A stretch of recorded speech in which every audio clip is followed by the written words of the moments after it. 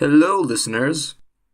This is the first real episode of Hobo and the Guest, something I'm throwing together while Tristan's away, and it's just been a little bit too long since we've done a podcast of any kind.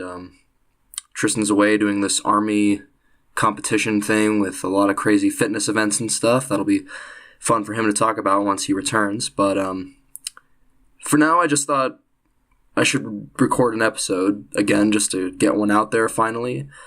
And because me and our first recurring guest, Chance, who I believe was in episode 6 or 7, one of those, he moved away just as I kind of did.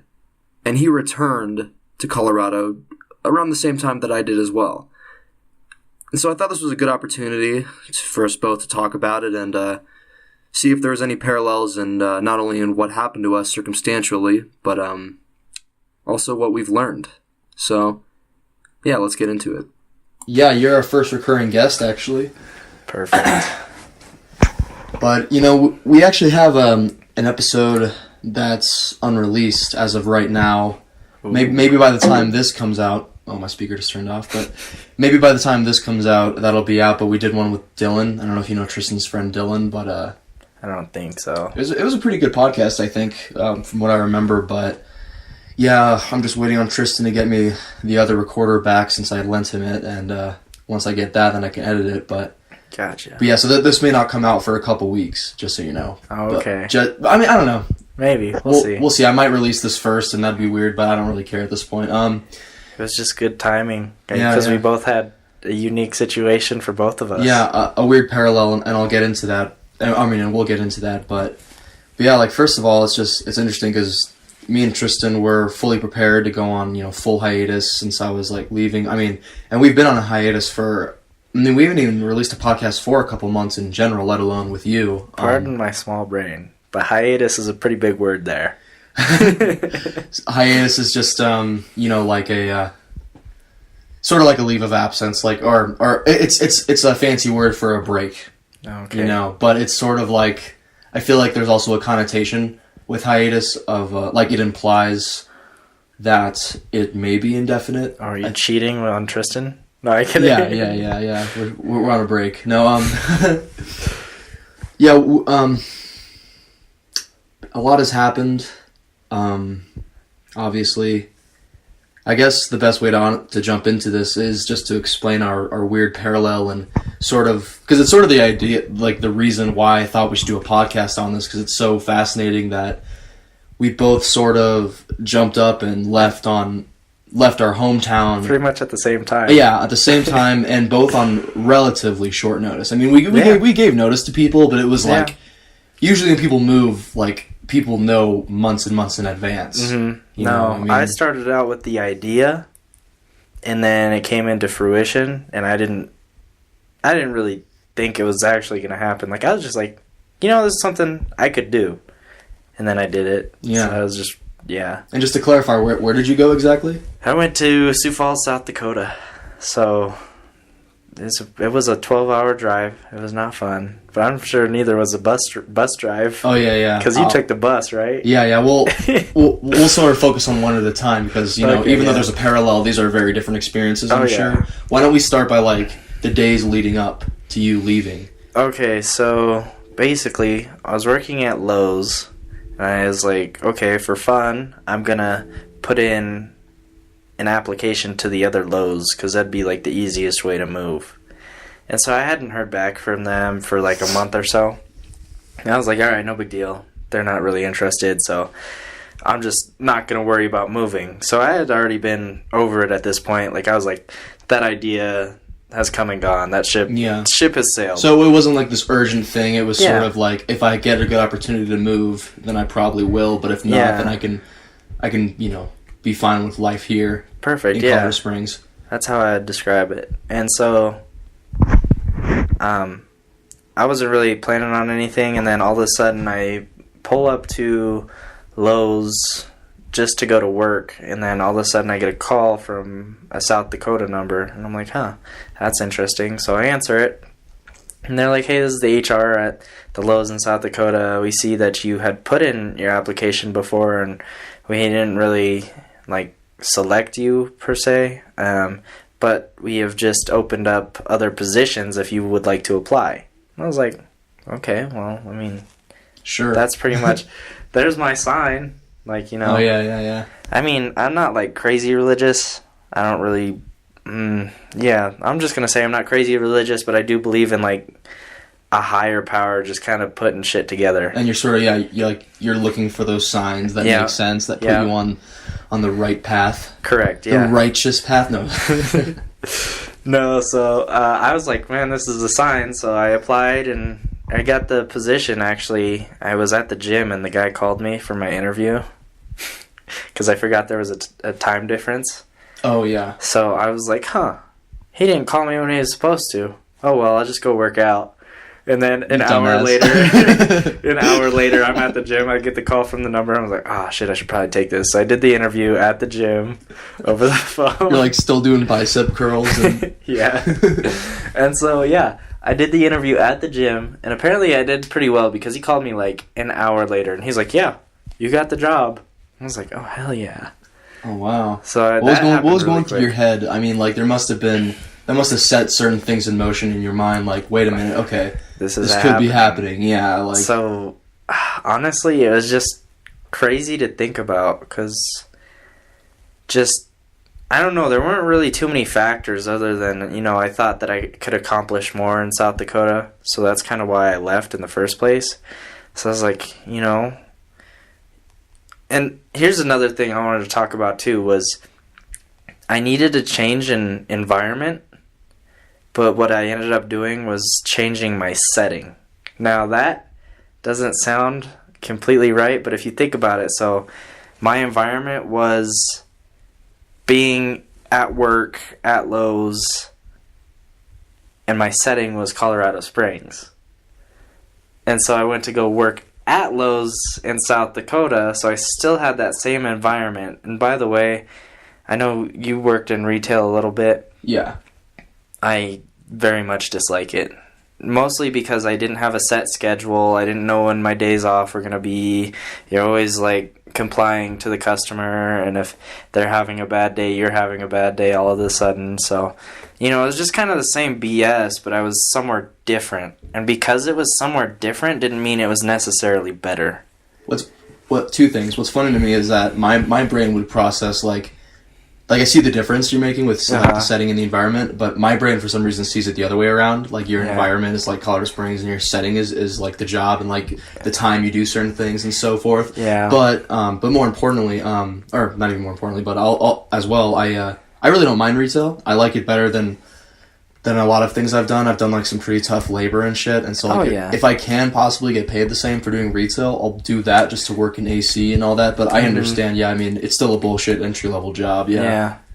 No, I mean, like this was like it was a specialist job, so they were paying me really well, and I actually took a pay cut to come back, like a pretty significant pay cut. So I mean, I was just kind of over that and over the setting, but I think.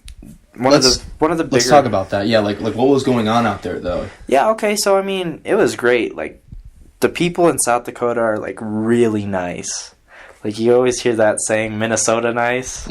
So they're, like, really nice and friendly people and all. But, I just wasn't doing much outside of work. Like, I didn't have much free time. Like, they would always offer me overtime, and, you know, I was just... probably in the moment I'd just be like, yeah, sure, whatever, you know, give me that money. And also, you know, it makes me look better to my bosses, like, hey, yeah, this guy will work.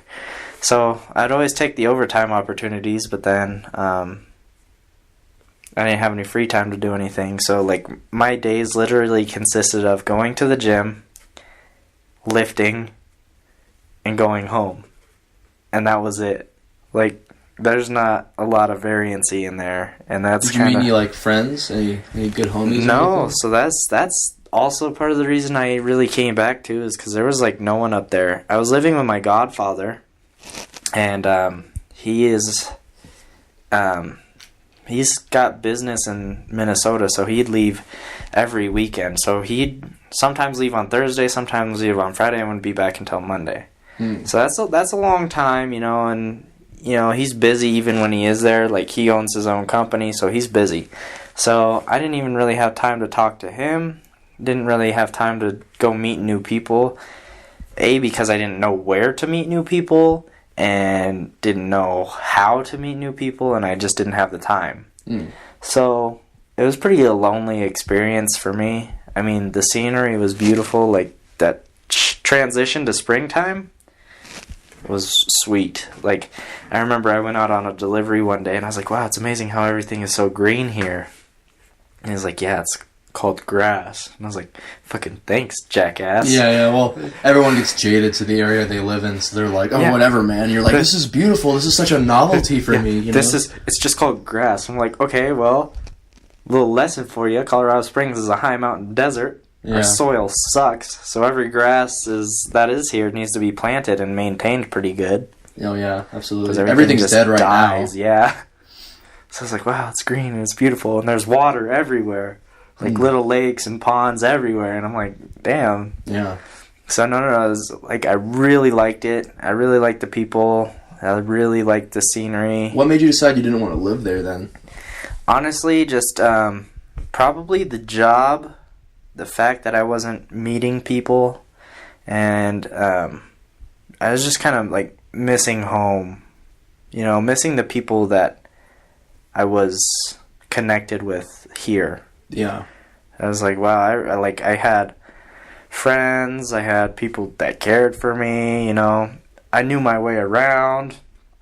Like, you know, I just get around here. Yeah, I understand. I feel like also, because I mean, you anticipated that to a certain degree that you were going to miss home, but I think the thing is, when you move somewhere, to leave all that behind, there has to be something else to compensate for that wherever you move. And I mean, and the place can be beautiful. South Dakota sounds like a great place to die, like to retire and die. But die.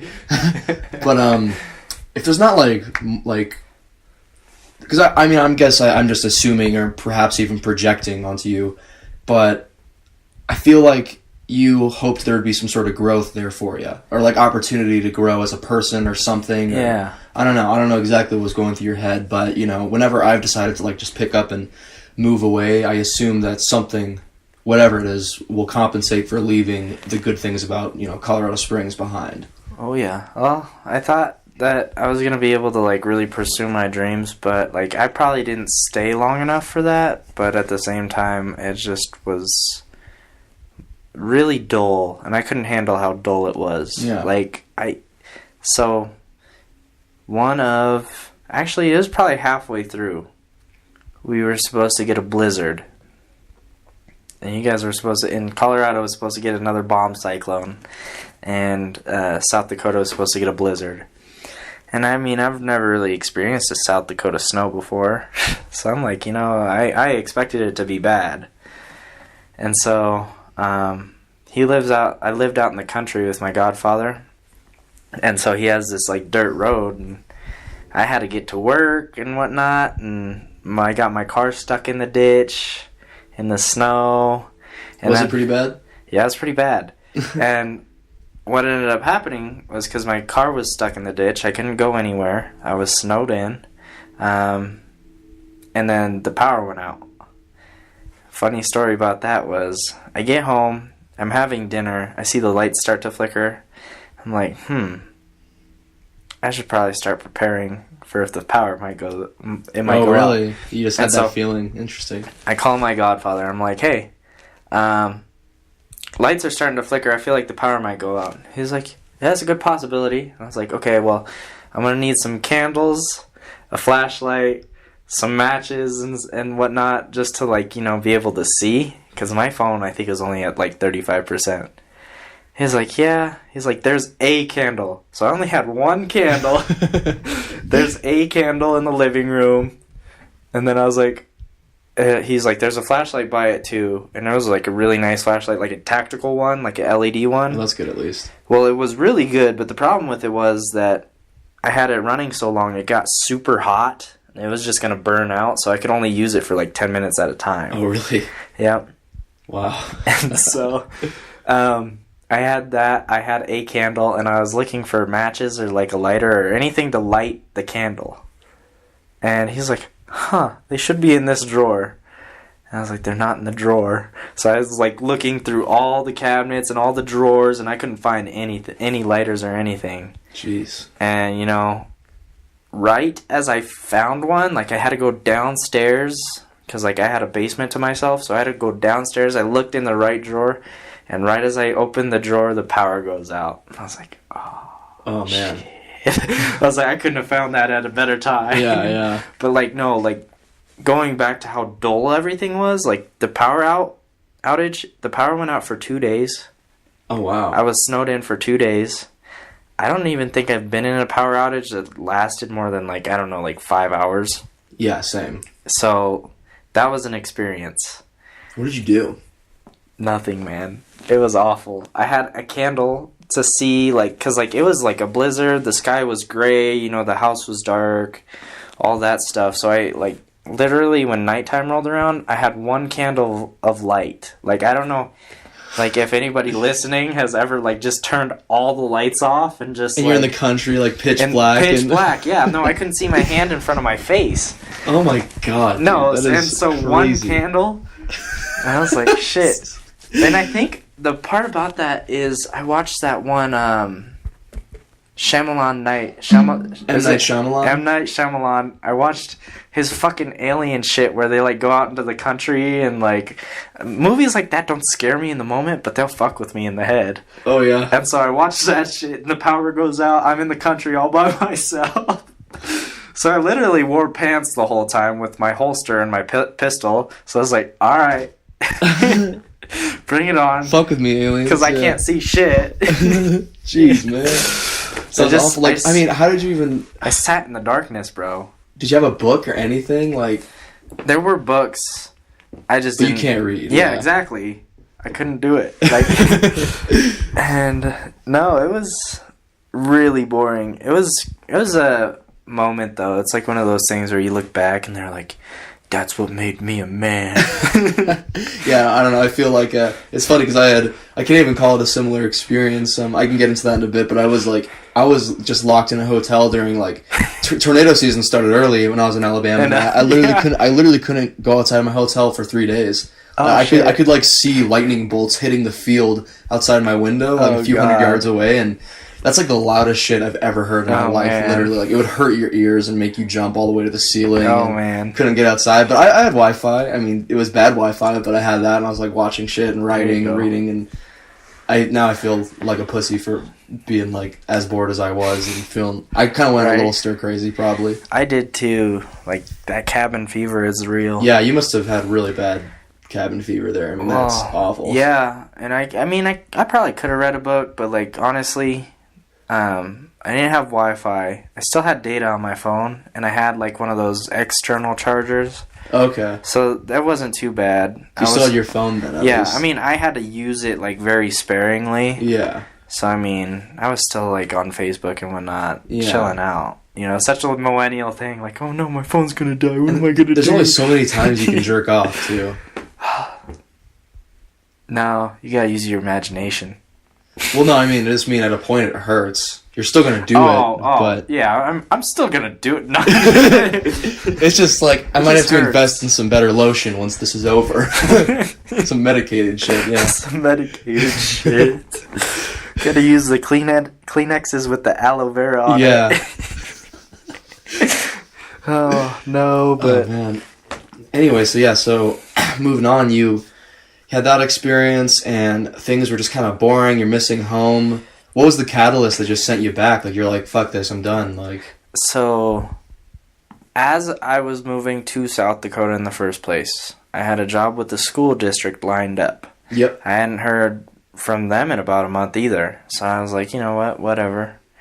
And it was practically right as I crossed the Nebraska state border, I get a call. And I was like, all right, I'll take it. Hello? Hey, this is with the school district, and we just want to let you know that we're offering you the job. So I'm in Nebraska? Yeah, like, I just got to Nebraska. I'm, like, leaving. Oh, okay. Well, we'll give you some time to think about it. I mean, okay. And I hang up, and I'm like, I'm probably not going to talk to them again. Yeah. And so, just right before I left, I was like really just kind of fed up with my job and whatnot. And so I get a text, and they're like, hey, if you're still interested, the other person failed the background test for like their driving record. And they're like, you could still have the job. And I was like, all right. And I called them, and I said, only under one condition. And I was like, what's that? You gotta promise me I can go hunting. Oh, yeah? In the fall, I was like, you gotta promise me I'm not like, I'm not gonna try to take the days off, and they're gonna be like, oh no, you can't take those days off. Somebody's already got those days off. I was like, interesting. No, I need. You actually said this to him. You made this condition with him. Yeah. Wow. And because I know the guy. Well, I know one of the guys. Oh, okay, gotcha. Yeah. So I was like, I just want to be able to go hunting. And he was like, done. Done. Hell yeah, man. That's awesome. And I'm gonna have weekends off and a set schedule every day, so that's really what I'm looking forward There's to. some big bonuses with that. With working in a school district, man. Oh yeah. So do you have summers off then too? Paid summers? I'm not entirely sure if it's paid summers off, but you should figure that shit out, bro. I know. Jesus. I know. I don't think they're completely paid off. But I imagine you're probably not going to be working as much. Right. But what I did learn is that if the school district has a snow day, you don't have to go to work. Well, yeah, and you that's get a paid given. for that. Yeah, that's a given. You probably at least get partial paid for the summer off. I've got a buddy who works at at a school, and he's not a teacher or anything. Yeah. Which means it's like the best gig for someone his age too. Because he doesn't have to do all that preparation in the summer, but he gets that full 2 months off and paid for it. Oh yeah. So look at that, man. You might get that, and that'd be amazing. Yeah. Oh yeah.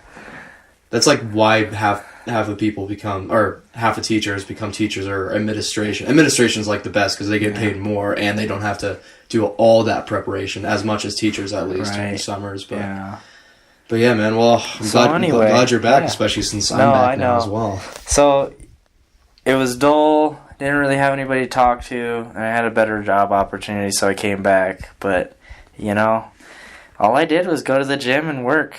And I got a tattoo too, by the way. I don't know if you've seen it. Oh, is it a tramp stamp? No, only Tristan's seen that one. Okay, well, was he telling you about it?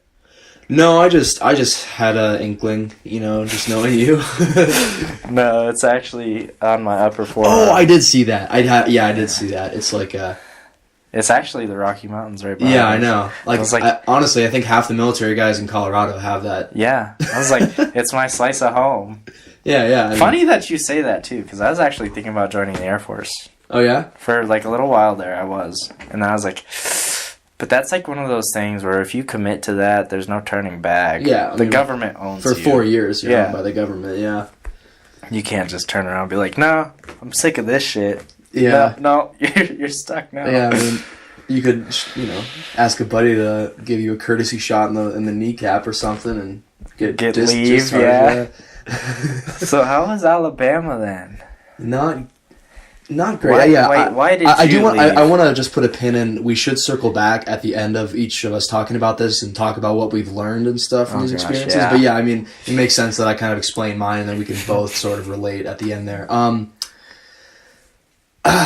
Yeah, where should I start with Alabama? First of all, for some reason, I just feel almost obligated to mention that I wrote a very succinct and short blog, just quickly describing exactly kind of what happened in Alabama. So if you want the quick version of that, just talking to whoever's listening, you can go to rhettgellis.com and find that.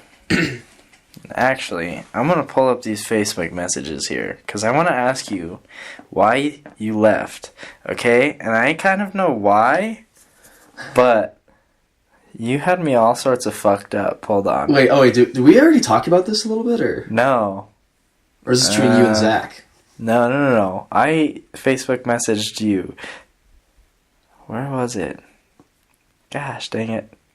I gotta go back. But anyway, you were in a bad mental space, Oh, yeah? And I think you were, actually just, contemplating doing something really bad. I don't know if it was suicide or what. I doubt it was... Self-harm or something like that. I don't know what it was. I doubt it was But, you were just, I don't...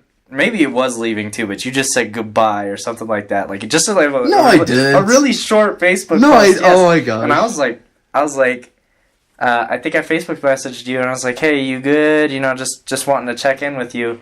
And I didn't learn until afterwards that you just, like, kind of got off social media, like, for a little bit. Oh, was this a while ago you're talking about? Yeah. Oh, okay, and I was like, because, I mean... Oh, no, yeah. Because I was like, this motherfucker didn't respond. Oh, sorry. So I was like, I was probably suicidal or something, yeah. Yep, you were like, no, I wasn't suicidal, actually. Well, because I thought this was, like, this was more relevant to, like, very recently, like, Alabama time or something. That's why I thought you wanted to move is probably the same reason that you were feeling pretty down on those days or something. You know, of course that's part of it, but there was that was at least one of the catalysts that made me just say, because our stories are different. We have a very similar parallel as far as like the grand scheme of things, but like the reason I left and the reason I came back were ultimately very different. I didn't leave on the best terms with, I mean, actually I left on very good terms with pretty much everybody, but me and my family have some really bad issues, and like everybody in my family except for my sisters. So was that everybody you knew in Alabama, or did you even know anybody in Alabama? Okay, so well, I feel like we're getting confused here. I was just referring to like what you're talking about with the ambiguous Facebook post and that whole thing. Okay. I was going through a really bad time. You know, I definitely like have some issues with that kind of stuff. I'm pretty open about it, obviously. But things were going really good. When I decided I was going to move, I felt a lot better. It was, sadly enough, it was like, it made my relationships with certain family members better now that they knew that, like, I was going and stuff. They're like, oh, okay, like, cool, you're going, and now we don't have to deal with you anymore.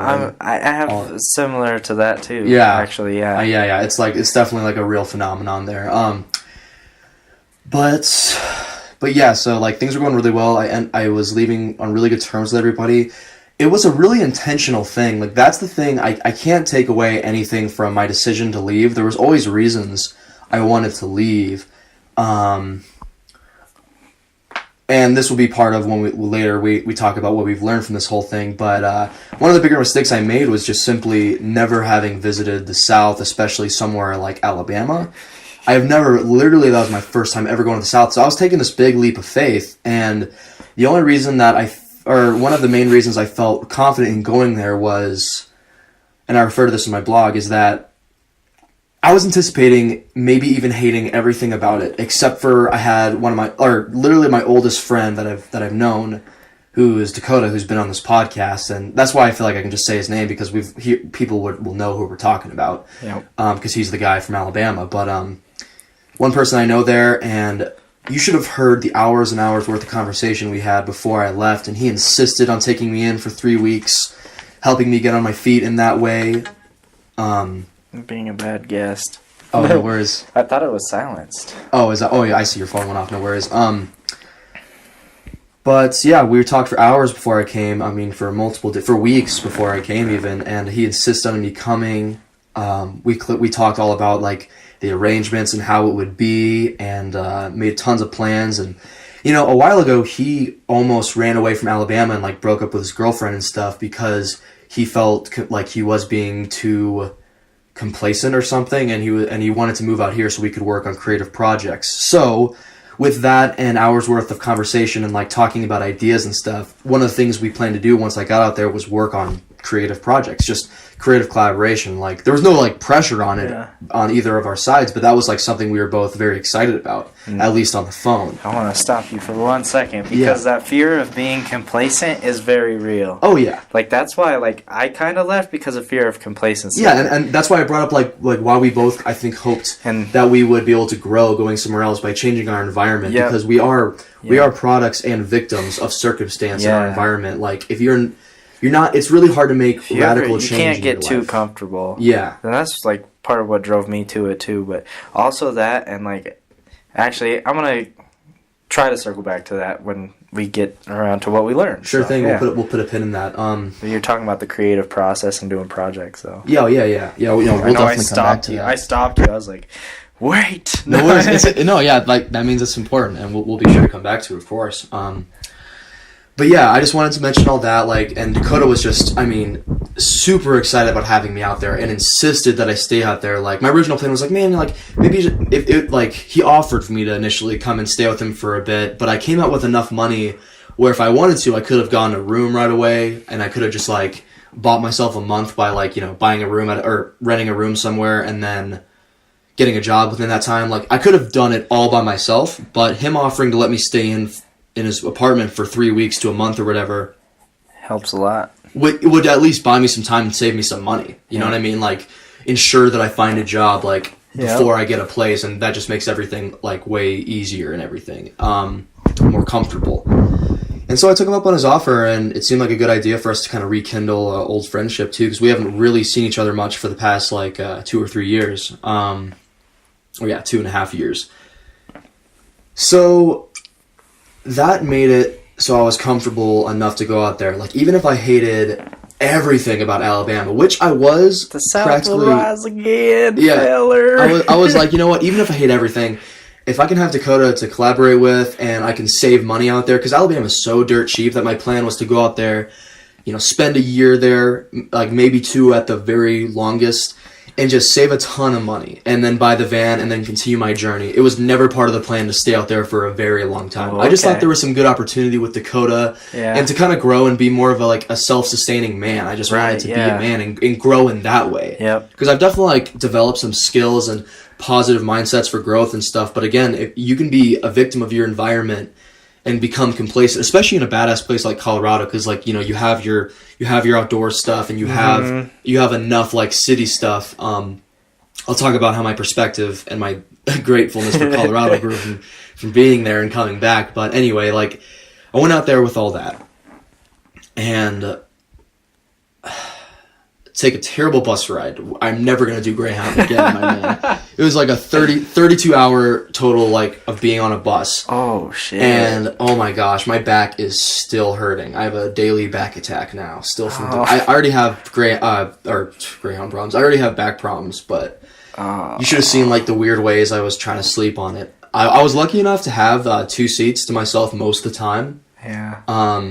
But yeah, it was terrible. It sounds awful. And people were awful. Like, there was, like, a baby on the bus, and, like, it got me sick, and I'm still getting over a head cold from the baby. Everybody got sick from that baby, so it was like, damn. Yeah, it was a bad time. But didn't I see something on Facebook about the driver threatening to pull over and stop the bus? Yeah, because someone was smoking while there was a baby on the bus. Different baby, actually. There was a few babies on that trip. We made a few on the way. Yeah. No, we made a few. We saw a few. You know, kicked a few off the bus. Stole a few. Yeah. That's just the baby game with Greyhound. But met a lot of weird people. Definitely have, like, some weird stories from that. Just the bus ride alone. It was just super fucking weird, man.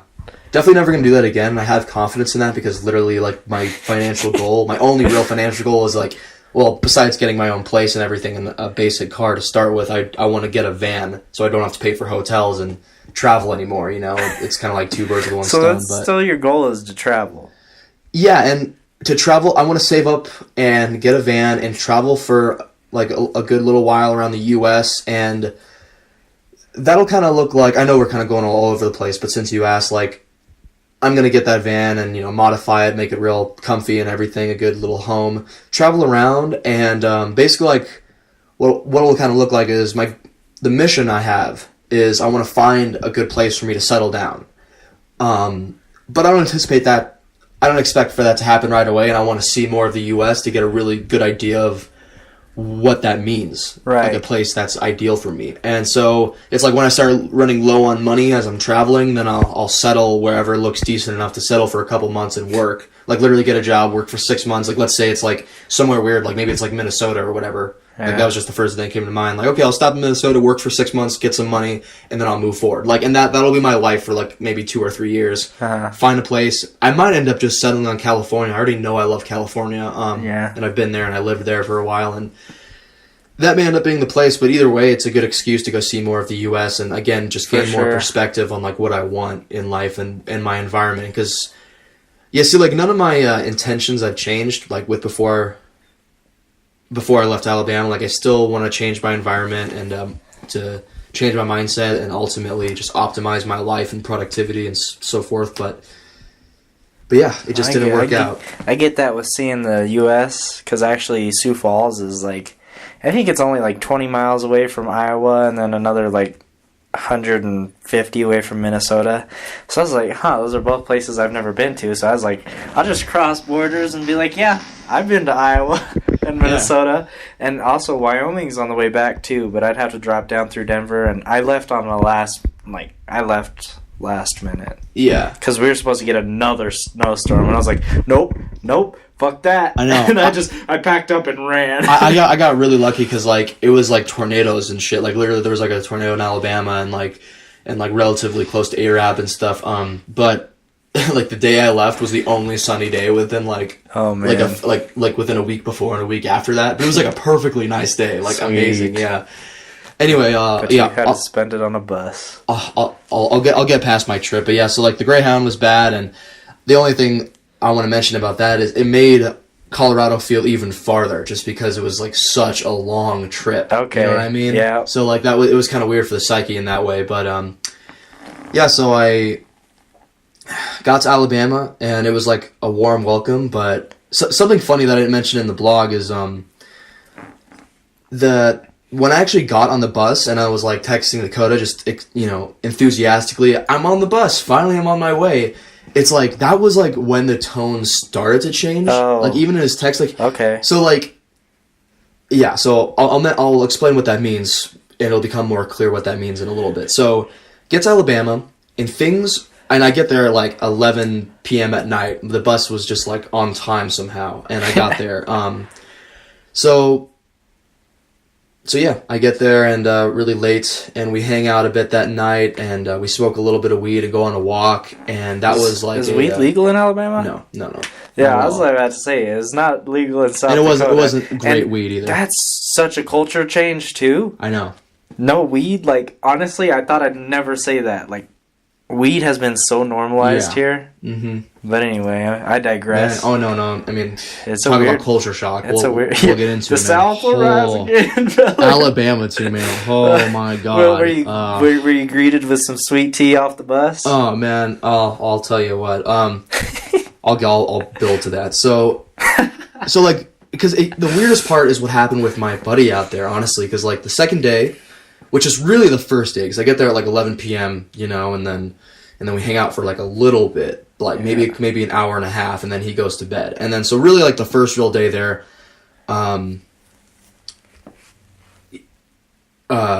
we actually got to spend the day together because he didn't have to work until the next day. But then when he does work, he works like 3 days a week, like 10 to 12 hours a day. So, okay. So it's like a weird schedule like that. Yeah. But Thursday because I got it on Wednesday night, and then Thursday we got to hang out all day. First half of the day was really fun. We hung out with him and this guy, Jason. I posted pictures on Facebook of that, and it was like a really cool hike.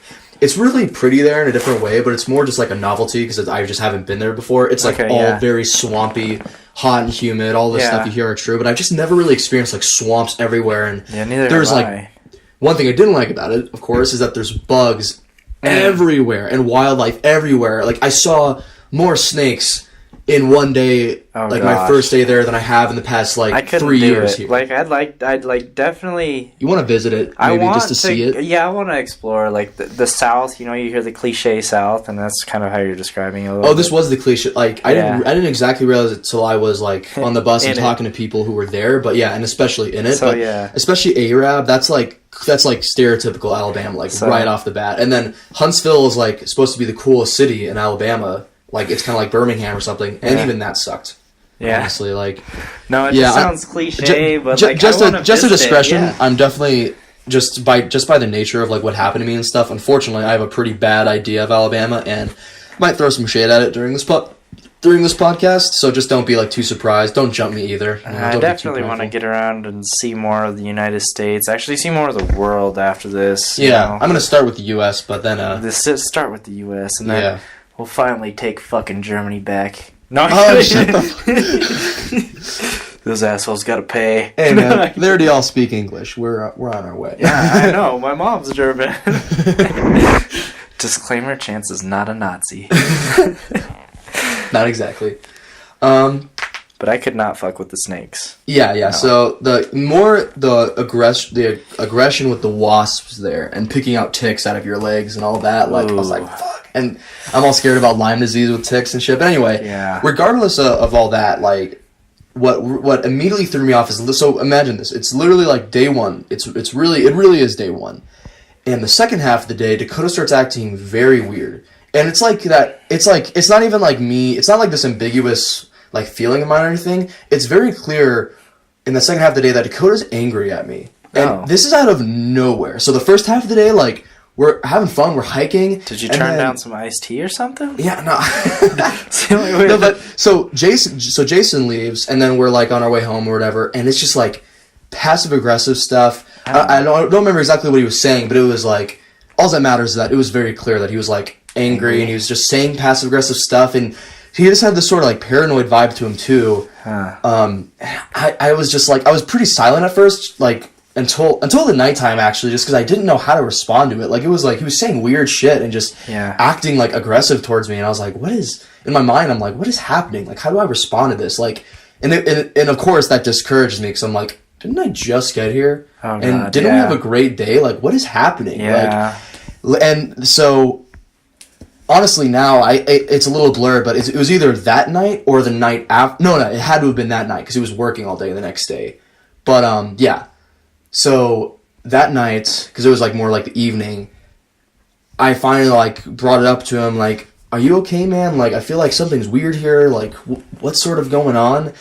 And he just, long story short, like, that conversation all became about how he wasn't ready for this, and he romanticized me being out there. And yeah, he just wasn't mentally or emotionally prepared at all. Yeah. And that's sort of like as productive as it got. And he was, we both went to bed, like, with me just being kind of scared of what's happening and him just being angry at me. And I was like, what's going on? And then late at night, the day 2, you know, because he got back from work or whatever, that's when we talked. And literally, again, day 2, that night, things kind of come out, because he comes home and he's like immediately weird with me, and I'm like, okay, man, we gotta sit down and talk about this. Like, what is happening? Again, this is just day 2. I'm like, I'm freaking out. Like, what is happening, man? How long was your total stay? Like 2 weeks. 2 weeks? Okay. Yeah, it was bad, man. Okay, so I mean, and this sort of makes sense why now. I'm glad we're talking about it, because like day 2, that's when he the sort of like accusing nature of our relationship comes in, because he's like trying to be low key about it, like, it's really clear, like, he's trying to be polite, but then he just like ultimately like admits that he's like threatened by me in many different ways. Like, he's threatened that I'm gonna try to steal his girlfriend. Like, he's like, I'm worried that, you know, like when I'm gone at work or something, like, you and I almost said her name, but him and his girlfriend are gonna like, or you and my girlfriend are gonna like, you know, like, fuck or whatever. And he just like, and like when he would say that, he'd get like angrier. You know what I mean? Like, it would like add fuel to the fire. Yeah, time out. What's up? Yeah, we can edit this part out. But does her name start with an A? Because it definitely sounded like you were gonna say like Ari. No, and obviously it doesn't matter, but it starts with a K. Oh, yeah, it starts with a K. I was just like, hold on. He dropped a hint. No, I'm kidding. Like, it really matters. Like, you'll ever meet this girl or whatever. But no. But it's like, that was just so weird. So he's feeling really threatened by you, and just and a few days later, it became like, he told me like it's because like part of it was because he's always considered me like the alpha and stuff, and oddly enough, that arrives because I was telling him like how proud of him I was in different ways, and how like he's grown in like a little more into an individual, like. Not in every way, but I was just telling him, like, I'm proud of him for, like, getting his own place, right. And I was telling him, like, actually, dude, and when he told me, like, he's always considered me alpha, I'm like, you've done better than me in certain ways, like, you have a place, you've been dating this girl for 2 years, I'm like, dude, I'm, like, legit proud of you, and he still was, like, all insecure, and, like, just took me as a threat, but the weirdest thing was, a few days after that whole conversation about his girlfriend and stuff, so, like, every time we'd have one of these discussions, I'd always, like, reassure him enough to where we could, like, go to bed and things were, like, okay for the night. And then, like, the next day, it's, like, right up again. Right up the insecurity. And we'd have our good moments, but it would ultimately be just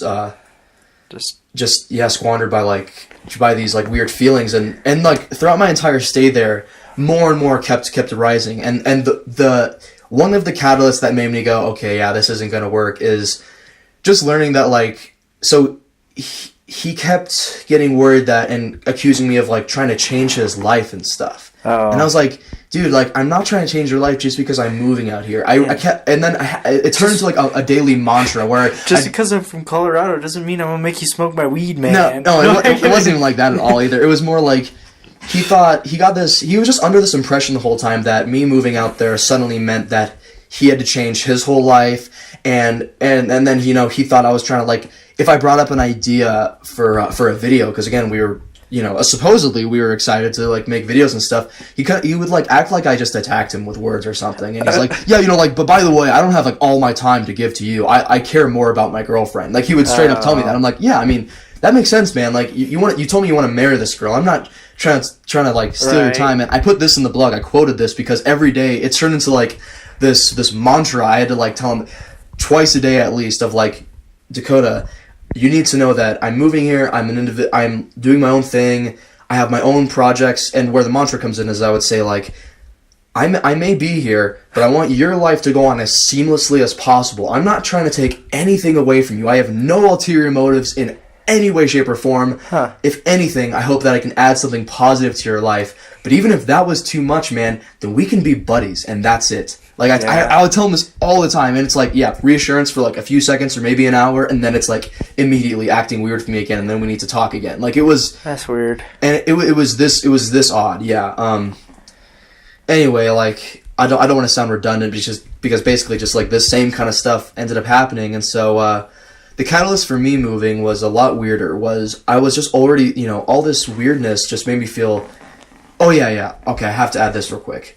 Day 2, he pressured me to move out, like, sooner. Oh, really? Yeah, Day so, like, 2? it was supposed to be just 3 weeks max became a thing because his landlord was kind of weird even about 3 weeks max. Yeah. And so we were like, okay, and I even told him, like, I'll try to leave before 3 weeks if possible, just so you look even better, but... Right. But, like, 3 weeks max is, like, it's like whatever, you know? I mean, and I mentioned this in the blog, and it feels kind of petty to mention because it's not all that relevant, but before he left Alabama, I let him share this bedroom with me for 3 months. Like, okay. So, and I had my own room in his apartment, but I let him, like, share my bedroom, and he ate my food, and, like, he did all that, and he was a terrible roommate, I'll mention, too. But yeah, so, like, we did that, so it's, like, just... I only mention that because the perspective is like, yeah, 3 weeks is nothing. Like, and you're just helping me get on my feet, and you insisted on it. You offered it, but also you insisted on me coming, and you sounded very enthusiastic. But yeah, he just like, he's like kind of pressuring me to go in this very weird passive-aggressive way, and I'd be like, okay, so like what, do you want me to leave in 2 weeks? And you'd be like, I mean, I'm not saying you like absolutely have to, but it'd be nice. And then he like was still acting mad, so I'm like, wait, do you want me to leave in like 1 week? And then he's like a little bit like more tame. He's like, He's like, yeah, you know, that'd be good of you, and it'd be like what he would do is he tried to put a spin on it, so he felt like more justified, and he'd be like, yeah, you know, it'd be better for you though, because you'd be more independent and stuff, and you'd be doing your own thing. I'm like, what are you talking about? Like, it was just so, and this was day 2, technically day 3, night 3, but this was the real second full day of me being there. Yeah, and he brings this up, and then you know that's. And then, you know, like, that is what spawned into the whole, like, oh, you're trying to steal my girlfriend, and you're trying to change my life, and you're doing all this, and so, yeah, this just set a bad tone for everything, and then about a week in, I decided, I just had a total panic attack, and I was just, like, freaking out, and because I didn't feel secure, in this whole thing. And I will mention that I should talk a little bit about what I didn't like about Alabama, but I just want to finish this sort of like train of thought real quick. But yeah, the catalyst was I was freaking out, and I decided to just Google like plane tickets to Denver from Huntsville International Airport. Did you fly back or Greyhound back? I did. You were like, fuck the Greyhound. Well, because here's the thing though. I wasn't going to do it originally because usually it's at very least $400 to fly from Huntsville to Denver for some reason. Like, that's literally like when Dakota flew out here one time a couple of years back. It costed like that much. It was like it was actually more. It was like $500 for him and Jason each. But fuck, man. So I looked, and literally, I found I saw a $10 ticket for Frontier Airline. I'm like, that can't be right. And I decided to like go through the process. I'm like, there has to be some sort of like catch to this. And the catch was with Frontier, you have to like do all your bagging separately, like even the carry-on. Yeah. So I did the whole thing, went to checkout, and by the end of it, it was still only $70. Huh. And I was like, wait a minute, how is this possible? And so I thought it said for May 21st. So here's the thing I also didn't mention in the blog, actually, for some reason. Probably just because it makes me sound stupid, because I was like panicking. But I was like, okay, so here's the thing. If I decide to stay, what is spending $70 now? Because I'm looking for jobs anyway. I had a few leads. I was probably gonna have a job within like another week or two if I decide to stay. So I was like, why don't I just buy this ticket now? Because if I do decide I want to leave in 3 weeks or whatever, or about a month at that point, yeah, almost exactly a month at that point, then I have the option to leave. Because my logic, even that panic state, was like, I'm never going to find a ticket cheaper than this. And there literally wasn't. Right, yeah. There literally wasn't a cheaper ticket in months. So that was kind of like my weird sign thing. Like maybe I should just buy this ticket. So I bought the ticket, and then it wasn't until the next day I realized that I bought it for April 21st, which was like a week from then. Oh. Yeah, so it was like a weekend, and I bought a ticket for like a week out. And I was like, fuck. This kind of like... April 21st, so Easter? So you flew out on Easter? I flew out the day after Easter. Oh, okay. April 20th was Easter this year. No, it was 21st. No, it wasn't. I don't think so. Don't fuck with me, man. No, I flew out on Easter Sunday, dude. I did. I flew out on Easter Sunday. So you flew out on Easter Sunday? I did, yes. Maybe that's why the tickets were so cheap. That's ultimately what I was trying to get at. Okay, yeah, I see. Yeah, Easter Sunday was the 21st. Well, no, here's the thing, though. I met some really cool girls, actually, because like my I almost said plight, but my flight was delayed. How cool. I met these two girls. No. Well, the one that I kind of liked was married, but... Damn it. I know. I hate when that happens. Yeah, no, but I was just kidding. I didn't really look at them too romantically anyway. Like, they were just really cool people that I met, and they lived in Alabama anyway, but... Whoa, what are you saying about Alabama girls, huh? No, I was just saying, because I wouldn't get to hang out with them, so it's like... Yeah, I'm just messing with you. Yeah, no, they were just visiting Denver for a couple days. That's awesome. But yeah, like they spent like $450 each. Oh man! They also had round trip tickets. You have to. Okay, yeah. But also, I spent $70 for my flight. It was $10 for the flight, and then I had 2 bags because I was like I had a bunch of stuff in 2 bags. It's only $30 per bag. Yeah, 35 for one, I guess, and then like 30 for the other, and then there was tax. I think it might have been like $80 by the end of it. But anyway. Yeah. Anyway, so really cheap. Yeah, so I was like, I'll buy this ticket. Sign. Yeah, so I bought the ticket, and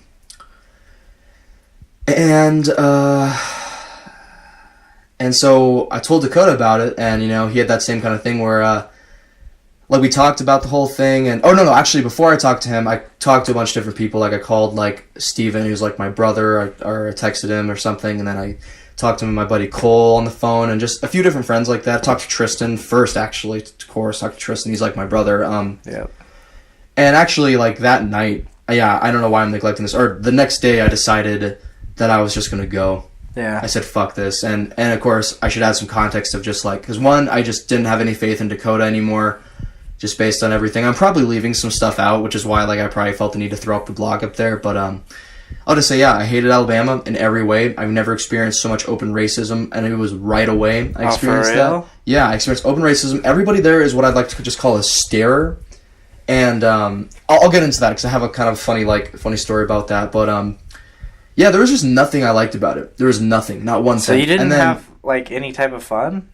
The only fun I had was I really got a little bit closer to this guy, Jason, who's actually going to come out here, and he wants to travel with me and do like the whole van thing with me. So he and I will probably become really close friends, but I really liked meeting him.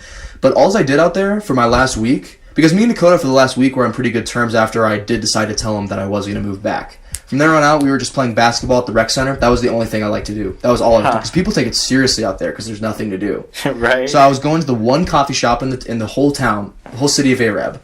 And I would just write, and I talk to people, and but I didn't like anybody there. Everybody there is like extremely religious and judgmental, and just like really like they're like kind, hospitable people, but they're also like racist and judgmental and just like awful people and unsophisticated was the big thing. There was like not one like. I like to joke around, and this sounds really mean, but especially with context, it doesn't really matter all that much. But Dakota, for lack of better terms, before he left, he was like the dumb and fat guy in our group always. Like whenever we had like little social groups of people. I know that sounds really mean, but this is what makes it funny though. He was like, that's like what he would even identify as. He's like, oh yeah, I'm the slow like fat guy or whatever. And he lost a lot of weight when he went out to Alabama. But what makes this funny is like he went out to Alabama and it's like, oh, now he's the shit. Like now he's like the most sophisticated, the handsome guy, and just bro. Yeah. Like he's like the guy everybody's getting advice from, and that's funny. Yeah. Anyway, so yeah, last week they were just playing basketball. Dakota was very relieved. He didn't like really want to admit it, but he was like way better. He just treated me better the second week there, just because he knew I was leaving, and he didn't feel as like threatened, I guess, because I wasn't going to change his life or whatever. Mr. Steal Your Girl. Yeah. And then I had to spend like the rest of my money almost by just getting back from different expenses, and then I stayed in the hotel for the last 3 days. Here? No, in Alabama, because basically, I said Dakota works like that weird schedule. Like he works Friday, Saturday, Sunday, like 12 hours a day sometimes, and so like 10 to 12 hours a day. So there was no way he was going to be able to take me to the airport on Sunday. Because you didn't have a ride or nothing. Yeah, so I had him take me on Thursday to somewhere close to the airport, and then it's called Decatur, a little like weird little ghetto place near Huntsville. Not even super ghetto, but like more ghetto than where I was before. And I stayed in the hotel for 3 whole nights actually, and said goodbye to him. That was the last time I saw him. And I actually wrote that blog while I was in the hotel, like probably my second or third day. And I was just kind of like meditating a lot and like cleansing and just like trying to get better. Like I said, I was like totally locked in. That was the first time I ever experienced fear of weather. I have never. Yeah. I was scared, man. Dude, tornadoes are scary as shit. Yeah, I honestly like. And the thing was, like, it was way worse in the surrounding states. Mississippi, there was 6 tornadoes at once at a point, and at least 6 people died from what they gathered. But yeah, damn. There was there was fatalities. And did he like have a basement where he lived? No, I messaged him even because I was like scared. Like before he like read the blog and everything, I was like scared, and I was like, man, am I gonna be okay and all that? Like I was like legit, like I felt like a little kid, just like terrified, honestly, and And he's like, oh no, like man, like you'll be fine. Like they don't really get too tornadoes up there very much. And not even right in Arab, like town where they're at, but south of Arab, like literally just south of Arab in 2011, they had like an F5 tornado that was like famous, and like I saw that. I was like looking at tornado videos in the hotel. That's funny. Yeah, I like wasn't sleeping. Like That's awesome. Yeah, I was. I feel like a pussy nut compared to like your story where like you were like locked in that blizzard, like and with no. With no food, power and stuff. No food, no heat. I know, man. Like, I was fine. I was like, I had air conditioning and heat, and I had Wi-Fi. No, but tornadoes fuck you up. Like, I'd survive. I'd go out, like, I had plenty of guns. I would have killed something, and I would have ate. Yeah. Like, you have that skill set, too. Yeah. That's a good skill set. Like, that's a good thing to have. The most ironic part about this is, trying not to get sidetracked here, before my godfather went away for the weekend, because he knew it was coming, he's like, hey man, hate to do this to you, but I'm leaving. He said there's gonna be a blizzard, have fun. Didn't really prepare me for shit, left me with 1 candle and no matches. And so how'd you even light the candle? I found a lighter right as the power turned off. Oh, yeah, that's right. No, you told me that. My bad. No, yeah, I mean, thankfully I did. He was like, because I called him, I was like, I found it. And he's like, where? And I was like, well, this is in the basement. He's like, that's so weird. I'm like, well, I'm happy I found it. Because I actually had a fire starter in my car. Because, like, I don't know why, but fuck it. Yeah. It was just a flint and steel. And so I was trying to use that because I could not find any matches or nothing. So, Jesus, man. Because I said, okay, I need to get a fire starter before the power goes out. Because once the power goes out, I don't have shit. And so I tried to use the stove, but it's an electric stove. It didn't work out too well. So I used a flint and steel, and I was really trying to light like a paper towel tissue on fire. And that didn't work. And then I gave up, and I was like, well, I guess I'll just die. And then I found the lighter. But no, before all of that, before he left, we were talking about books, because he's got this whole library. And I'm like, yeah. It's like a nice place he has? Yeah. So he's like, he owns a pretty successful company. Oh, yeah. And so, anyway, so he's got a nice place, but he's got, like, gun cabinets like the size of this room. Bro, Jeez. I'm telling you, they're huge. And like crazy. Like it's actually I got to shoot a suppressed weapon. That was kind of cool. I had some fun there. Like, yeah. Mine wasn't terribly Alabama bad. No, like that's the thing. I think you had a way better like place. I just had a worse experience as far as like a place and people. Yeah. Yeah, no. I tell you, if I could live down there, well, like honestly, like I feel like that's one of the places that I could definitely retire. Yeah, that's what I was saying, man. But anyway, so before we left, we were in his library, and he was just talking to me. I was like, "Oh, so what's your favorite book down here?" You know, just starting small talk. And he like I think it's like 1 year after, or 30 seconds after, or 1 second after. It's something like that. Anyway, I was like, "What's it about?" And he's like, "Oh, basically they drop a EMP, and then it's like basically explaining life without technology, because like." Oh, that would wipe all that shit interesting. out. And so, like, 2 days later, here I am. I get on the phone with him. I was like, it ain't no EMP, but damn. I was like, I don't have a car. I can't get anywhere. I can't get food. I can't get heat. I can't, like, I'm eating peanut butter and crackers, man. And actually, at one point in time, I called it every middle schooler's dream snack.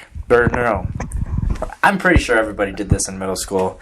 As long as you aren't a millennial? No, we're millennials. What the hell am I saying? Anyway, do you remember crushing up ramen? Yeah. In middle school? Yeah. Everybody did. Oh, yeah. So I just crushed up ramen because I couldn't have water to boil it. So I crushed up ramen and I just ate it like that. I was like, man, this is taking me back. Oh, yeah. So probably tastes good enough. It's not nutrient. It didn't. Yeah, not enough nutrients. It did not taste that great. I was like, damn, this was better in middle school. I mean, at least you had snow. Water, plenty of water. I'm just kidding. Man, that's funny though. I had fun. Sounds like you I was scared though in that hotel. That was the biggest thing is the fear. I was comfortable. I was just fearful. I was just uncomfortable with like that. I couldn't even walk outside until the evening of my second day, the night of my second day, and then the third day. Like I said, I was like, it was like a nice day. South Dakota gets pretty bad with tornadoes too. I remember last time I was up there, or not last time, but I was up there once, and we were on the road. We were driving, and there were 6 tornadoes in that area that we were driving in. So they're really scary. Jeez, man, yeah. Like, I'm honestly so grateful. I mean, there's so many things, so much good perspective I have about Colorado being back now, but Springs. tornadoes is one of them. There was a tornado actually right before I left, way down south in Colorado, but not even in the Springs. No, I heard it actually hit. There was one that never really touched down out in Falcon. Oh yeah, but yeah, it's not a tornado state. Yeah, it's we don't really get them. Yeah, no, and it's sweet. I mean, the mountains and everything. Oh yeah, not as many snakes, hardly any. Well, yeah, we'll have to talk about like what we appreciate now and what we've learned right after this. But yeah, just to kind of put my whole experience with Alabama to bed is that where it kind of went weird is I wrote this blog. I anticipated Dakota to read it eventually, but and I thought when he read it he would like. Because I of course lost a lot of respect with Dakota with this whole thing, but like I still like consider him like, like kind of like my brother, and like I love the guy. I just like what I said in the blog is like I love this guy, and I'm glad we're on good terms at the time, but I would never want to live with or spend every day with him again, and that was truthful. Like he's not somebody that I like would do that kind of stuff with, right? But he's still he was still my brother. But yeah, so I anticipated that he would call me and like be like, "What the fuck, man? But can we talk about like I thought we would talk about this." Instead, he just messaged me and like, this is where I won't get too personal because he just kind of like was delusional and acting crazy with me, but it just like didn't really make sense. And like I tried to reason with him, but it ended with him deciding that he wants to like cut me off completely. And so now we're not talking. You okay there? Yeah. I was just checking stuff out, man. Everything is kind of really different when you get back, too. Oh, yeah. Yeah, so I'm back. I'm really grateful to be back. And, yeah, I will never jump the gun like that again. Like, I'll never just get up and go. I don't know if you jumped the gun or he jumped the gun, but it sounds like, I mean, it was planned enough, but it just wasn't ready to... I mean, I'll take responsibility for where it's due. Here's the thing. I did take a big leap of faith and went somewhere and I didn't know like what the environment was like. Right. You know, like the thing is, I kind of went in a little naive to that because last time I jumped the gun this rashly, it worked out really well for me. I went to California and I had a really good time. The only reason I actually initially came back from California, if you remember, was I was 18 at the time. You have to be 19 to get your GED. And I was, like, not having success finding a decent job out there because they care a little more about it where I was. Yeah. In, like, Santa Barbara, Goleta area. And so I was like, okay, I'm going to go back for a few months. Bye, girlfriend that I had at the time. I'm going to go home and get my GED and come back. And then I just never went back. But had a really good time. I definitely could have stayed out there if things, like, went well enough in the job market area. But yeah, I went out to Alabama and nothing went right. And the one thing that needed to go right, if everything else failed, didn't go right. So, but yeah. I also just, really appreciate Colorado naturally after that. I mean, it's like, now I feel like I'm in the fucking New York City, like, metropolis, just because there's nothing to do out there, So... I'm sure you feel the same way, at least in some regards. Sioux Falls isn't that small of a city, but it's a lot smaller than here. Like, but I tell you what, living in a small town like that, like not even like an Alabama small town, but like a small town with like a population of like 500, or everybody knows everybody, and it's just a really sweet place to live. Like, that was really cool. Like, I enjoyed that a lot. And I'm going to miss that, but at the same time, like, coming back to family here and friends and just having stuff to do when you have nothing to do, if you know what I mean. Like, I could always call you or Zach, and I'd be like, let's do something. Yeah, something. And more times than not, I mean, we'll be able to do it. I mean, regardless, people get busy, but, like, more times than not, like, there's something to do. Or there's someone who's like-minded enough with you. Like, yeah. That's a big thing I learned about myself. Like, a lot of insight comes from these type of things, and what I learned is, like, just how much I used this environment as, like, I still do agree that, like, there's some radical change I want to be made in my life, and the only way for it to really happen ultimately is eventually I'm going to need to change my environment. But I use that as a crutch for a lot of things. Like, I made excuses for, like, there's no one here basically that wants to, like, do exactly what I do with, like, film and comedy and, like, and writing and podcasting and all that. Like, no one wants to do that. But that's, like, that was just a bad excuse, and I realized I'm actually just, like, not as courageous as I thought I was with networking and, like, meeting people. Yeah. There are people that will act in my skits out here. There are people that will... Like, there's comedians, there's actually more open mics and stuff than I thought there were. There's a good amount going on. Not as much as LA or New York or places like that, or Alabama or Arizona to some degree, but there's enough, and at least to suffice for a few years while I save.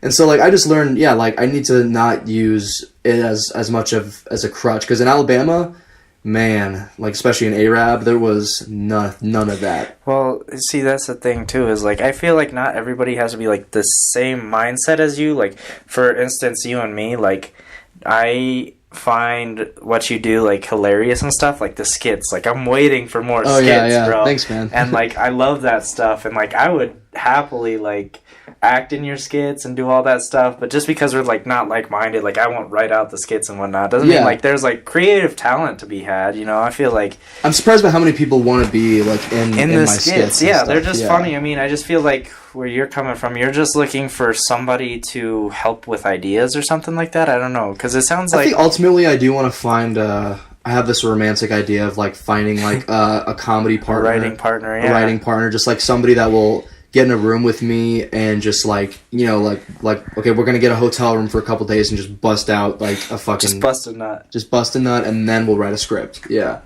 But yeah, I just love the idea of, like, locking ourselves in a room and just, like, I love whatever just, like... happens. Like, yeah, I love, like, riffing with people, like, just, like, trying to think of, like, how to make a scene funnier and funnier and funnier and, like... Safe words, pineapple. Yeah, exactly. And, yeah.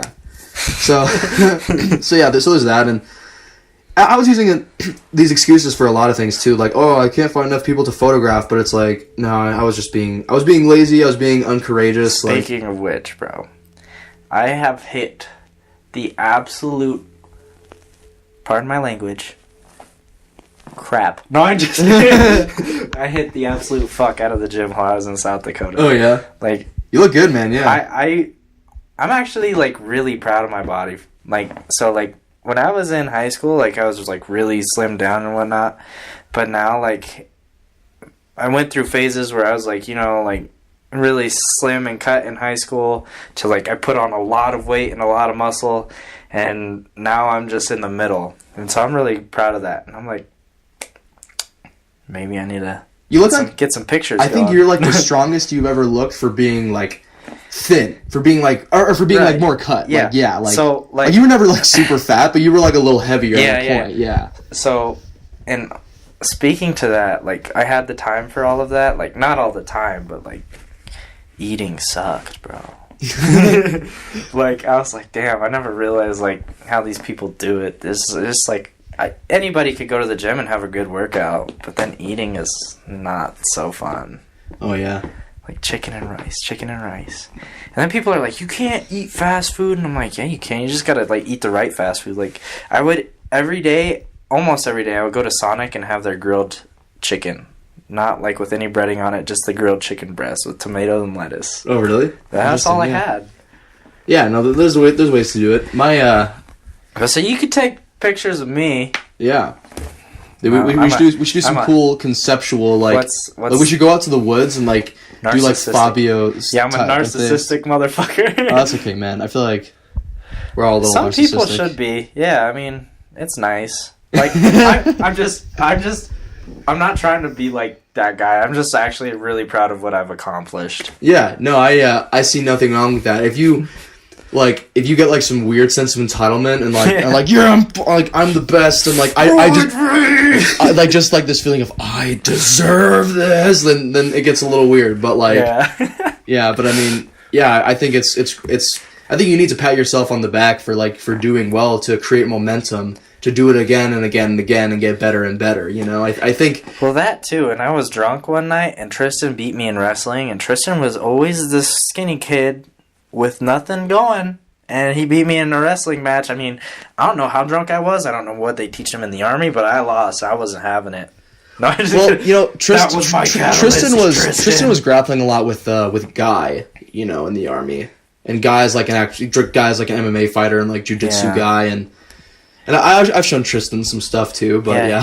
He didn't whip my ass, but let's just like, back in the day, like if I was on my back, I could have easily just bench pressed him and like put him on his back. Well, he's also gained some weight, dude. But he's put on like 25 pounds. But yeah, he was trash. I mean, I was drunk, but he was trashed, and like I gave up my back, and I didn't want to get put in a chokehold, so I turned and he had a full mount, and then at that point I was like, you know, he used to be a pretty light dude, I could get out of this, and not anymore. No, yeah. So that's my catalyst, Tristan, you hear me? No, you're like, I'm gonna fuck you up. I'm gonna pin you. I'm gonna make sure I put that like in the timestamp so Tristan can just click on that and be like, oh fuck, like, hold on, Tristan, this one goes out to you. I'm gonna pin you, I'm gonna dip my balls in honey, and we'll wipe it all over your forehead. He's gonna put his dick in your throat for no reason. Like, no sexual reason, just to show you that he can. Just because I want to. Just because, like, at will, he can put his dick in your mouth, and that you'll just have to live with that. Rape? Yeah, anyway, well, maybe we get away from the sexual offense, but, yeah. Honestly, like, I mean, now I just want to talk about diet and stuff, but I almost want to, like, make sure we put our trip stuff to bed first before we go off on anything else. But yeah, because just put a pin in it. My diet stuff, I'm like intermittent fasting. I've been doing this for a while now, and I feel healthier than ever. You kind of touched on that on similar podcasts. But now I'm actually doing it. I'm eating healthier than I ever have, and I feel amazing. So I mean, like now, honestly, like, so wrapping up the trip, I like learned that like I have more problems with myself than I thought I did, and then like. It really hurt me to find out that, because like I wasn't comfortable being alone, and I'm still not, but now I know why. Yeah. And so like it, like, honestly, like I learned a lot from that. Like, you know, like, I don't know, I'm gonna shout out the movie Mine, M-I-N-E. Mm-hmm.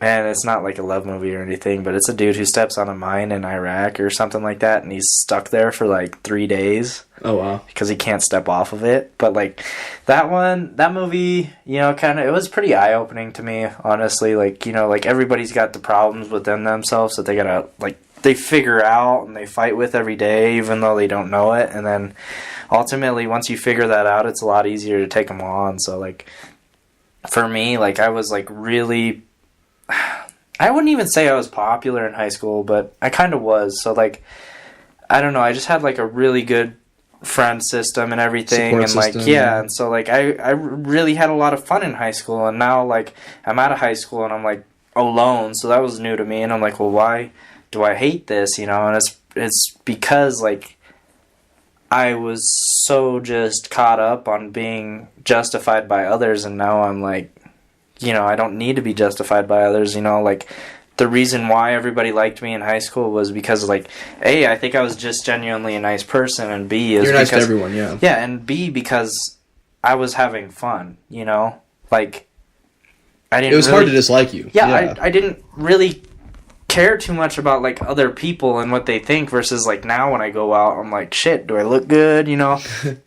Like in high school I was just having fun, I was just being myself. And then I like started to see, like, notice, like, when I was alone, I was like, man, I really cater to what other people think. And so, like, I was like, that's probably, like, one of the biggest problems I have with being alone by myself now, too, is because, like, I'm not who I thought I am, you know? Mm-hmm. I also think, you know, that there's some cliche things about this sort of experience that ring true of, like, you know, you want to run away, and you sort of think you'll get away from your problems in one way or another, whether it's like because you'll grow there, or maybe you'll just get distance from shit you need to, but then you don't, man. Yeah, no, like that shit comes with you, and sometimes it becomes more apparent because when you're in a different environment and certain things don't change, then it becomes really obvious, like, really oh, wait a apparent. minute. Yeah, you're like, shit, like, okay, like, I still have these problems. I need to, like, I'm gonna have to ultimately deal with these, or else nothing will change. But that was so great about it too, because I was alone and I was like, you know, this shit sucks, and I was like, I just want to go back to having fun and whatnot.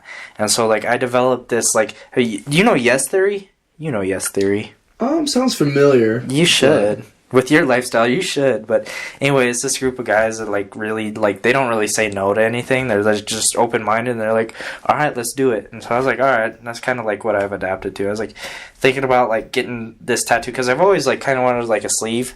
I was like, I don't know. And I was like, well, I have the money. I have the time off. I'm like, why not? I was like, you know, I'm just going to do it. I'm just going to start saying yes. I know what this is. Yeah, this is just, like, the lifestyle of, like, saying yes. It's like, like saying yes instead of no as much as possible. Like, as just much being as you... open-minded and whatnot. And, like, I remember I was by myself and I was like, shit, there's nothing to do. And I was like, I should just go downtown and walk around. Because, you know, might meet some friends. Who knows? I was like, nah, I don't want to do that. And I was like, no, I'm going to do it. I'm just cause. Say yes to the dress, baby. Just said yes to it, and I went downtown, and honestly, it wasn't that great, but, I mean, still, it was something honestly, to do. it fucking sucked. Like, this one guy stole my shoes. Spent $15 on pizza, and that was about it, but, no, it just gets you out of your comfort zone and gets you, where, you know, it opens your mind a little bit. Yeah. You know, no, I see that, yeah. Well, I'm glad it turned out positively, and it's not like you lost a whole lot. Whereas, like, I lost, honestly, like, I spent like $1,000 from that whole experience. That's not that much. 2 weeks though. I know. 2 weeks. I probably I did the same, but that was because. But you actually have a lot more money than me. Like, yeah, you're. I mean, I'm gonna be fair, yeah. But I had been saving up for quite some time, and you have that fucking bracelet worth $6,000. Have you sold that shit yet? 8. No. Damn, man. I actually wore it with my travels because it's like my lucky like road trip, you know. Oh, yeah. Because I was like, I figured that guy was going on a road trip, and he said, may Allah bless your travels. So I'm like, I'm just going to wear it when I go on a road trip, you know? Yeah. Is Allah your God now? No. Okay. I still told you my belief. I'm just kidding. Yeah. No, Daddy's my God. That's fucked up. Tristan's my God. I must defeat my God. So you can become God. I must become God. No, just positive experiences. I learned a lot. And honestly, like, probably, like, being stuck in that blizzard, I feel like that was, like, you know, when... And this is such a dulled down version because I still had my phone. But, like, you know, when they, like, I forgot what folklore that was. I think it was the Indians where they put their kids in a forest and they had to survive or something like that. Well, yeah, there's like Native American tribes where... Are you talking about, like, with the mushrooms and stuff where, like... So what I've heard, actually, like, my buddy Jason, his cousins and shit have to do this. But, like, they're basically, like, at a certain point, I think it's, like, when they're, like, 15 or something like that. Maybe, no, I think it's 16. Maybe it's 18, something like that. At a certain age, when you're supposedly a man, they send them out with no food or anything. They purposely have them like lost in the woods by themselves, and they fast for a day. And on the second day, they take mushrooms in the morning and then just walk around the woods. And then their mission is to find their spirit animal or whatever. Oh. And then they find their way home. Kind of sort of like that. I was thinking of like a different one where they just leave the kids out in the woods for 2 days and they have to survive. Oh yeah. But yeah, so that's... Same thing with some tribes are like, but you also get fucked up. Yeah, right. And then you figure out, are you an eagle or are you like a tarantula? Are you like a little baby bird? Narwhal? Yeah. Which I don't understand, like, how back in the day, like, people didn't even, like, know some of those animals. Well, I mean, they probably created them while on mushrooms. Yeah, they're probably like, dude, a whale with a horn. That's my spirit animal. You talking about like a unicorn whale? Or no. Those white bitches when they're like, oh, this is my spirit animal. Like a Starbucks coffee is my spirit animal. Yeah. It's like, well, bitch, did you go in the fucking woods fast for a day and then the second day take mushrooms? Oh, I'm sorry. I didn't know coffee was an animal. I didn't know Jennifer Lawrence was an animal. His dick's my spirit animal.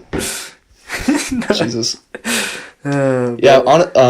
That spawned a weird thing for me. Like we've sort of put that to bed, but like the weird thing is that my lifestyle has changed a lot since coming back. I've been totally sober, everything for a week, but like I'm sober in more than one way now. I'm like not doing any drugs. I'll probably do psychedelics throughout my life every so often or whatever. I haven't for a long time and still won't for a while, just to like kind of like recover from my drug use, but I'm not like drinking or doing drugs, and also I just swore off ever putting junk in my body again, because now I'm just obsessed with longevity and borderline just obsessed with health now. But it's like, what would be better like to get obsessed with than your health? Than health, you know? Yeah, no. I mean, like, I just hate that it probably makes me sound like sort of douchey, but like I just want to live as long as possible, and I already have like back problems, and I have some mental issues that I don't know. I feel much better when I'm eating healthy, and like on my board over there, I remind myself that sunlight, exercise, fish oil every day. I make sure I do that. Oil. Yeah, that's like instead of any sort of like medications and stuff, fish oil can actually like kind of be like a weird like mental balancer and stuff, and definitely has like other physiological benefits as well. But like it actually helps your mental health too. I struggled with the sunlight part because I was living in a basement. Oh yeah. And I mean, like, kind of like the same with this. Like, you're slightly below ground level. No, I need to like make sure I get outside for like at least an hour a day. That's like, it's key. Yeah, I'm really into basketball now, and I'm playing a lot of basketball, so that's helping me get outside. Yeah. Speaking of which, before I left, I was actually playing a little bit. I'm like super bad at it. Oh yeah, like, we should play basketball. Yeah, I was just playing just to have fun, but yeah, definitely we'll do you know how to play basketball? Like, do you know the rules? Like how not to foul people all the time, or? No, we play that street basketball. You catch that elbow to the jaw. Well, I mean, no, you catch elbows in orthodox basketball. I know, but very vaguely. Yeah. Like you don't have to like reach basics, around. Okay, that's cool. Well, we should definitely play basketball sometime. I wonder if there's anybody else that would play. I feel like Tristan, I could force him to, but I don't think he likes playing basketball. Yeah, once I'm his god, he'll have to. He'll have to, yeah, but then you gotta pin him first, or you gotta choke him out or something. Arm bar him. Well, what if we're wrestling and he doesn't know we're wrestling, you know what I mean? Like, what if, like... You catch him while he's sleeping. I just get him in the sack, and, like, he's, like, choke me like he normally does, Yeah. But this time I just go full ham on him. Oh, yeah. Just no mercy, and he just blacks out. Then I'm his god. That's a good idea. I feel like you've done this before, though. So you know that it works. Maybe he's done it to me. No, I'm kidding. but so why do you like Colorado Springs now? You know, like I said, there's just the perspective of like now I'm in Metropolis. It feels like there's like tons of people, there's tons of opportunity. I just gotta work a little. I gotta put in a little more effort to find those people than someone maybe would in like New York or LA. You know, like I said. Mm-hmm. But there's actually like the comedy scene's getting really good here. I'm not like super into stand-up and stuff, but I'm excited just to do more open mics because now there's like one every day of the week now in Colorado Springs in different places. So you want to hear a good joke I learned in South Dakota? Sure, yeah. It's actually my coworker. He's about 40-something. Told me this one. Okay. What do you call a cow with 4 legs? This is a real joke. Okay, yeah. What do you call a cow with 4 legs? Just a cow. What do you call a cow with 3 legs? The anti-joke it starts out with this is great. What do you call a cow with 3 legs? What? Lean beef. Now, what do you call a cow with 2 legs? Your mom? God damn it, I hate you, yeah. You heard that one before that. No, I just knew that. Yeah, like I just can tell how like certain jokes work. Yeah. Damn it, dude. That was pretty clear, man. Can we like end the interview here? Like, can you cut that out of the podcast? Timestamp it. I love that. You fucking just knew that, man. Fuck you. What about you? Like, what are some of the big things you like about being back? And just is it more just like the people and new job and stuff? It's weird because like I really was trying to run away from my family for a little bit, and like I don't know, they kind of like turned around and they're like, "Oh, we miss you so much," you know, like they changed up on me when I wanted to leave. They're like, "Oh, you shouldn't do it," but you know, my dad, he ended up getting engaged, which is weird. While you're out there? Yeah. Wow. How do you feel about that, if you don't mind me asking? Honestly, I'm pretty happy for him. As long as he's happy for himself, then yeah. I'm sure you like to see him happy, so that's good. So I mean, like, that was new development for me, and so I was excited about that, but a lot has changed, and I'm like, you know, I'm really looking forward to have people to do things with. Like, really, like, I'm going to turn 21 soon, so we're going to have to party up. But you, Zach, Tristan, we definitely all got to hang out more, man. Like, instead, we always talk about it, and every time you and I get together, we have great conversations, and it's always fun, but we actually got to, like... I know. Yeah, I got to turn this talk into action. Yeah. Walk the talk. You should definitely come be in some more of my skits. It's funny, like, there's this guy I'm working with now who... it's a great setup because he just wants to film.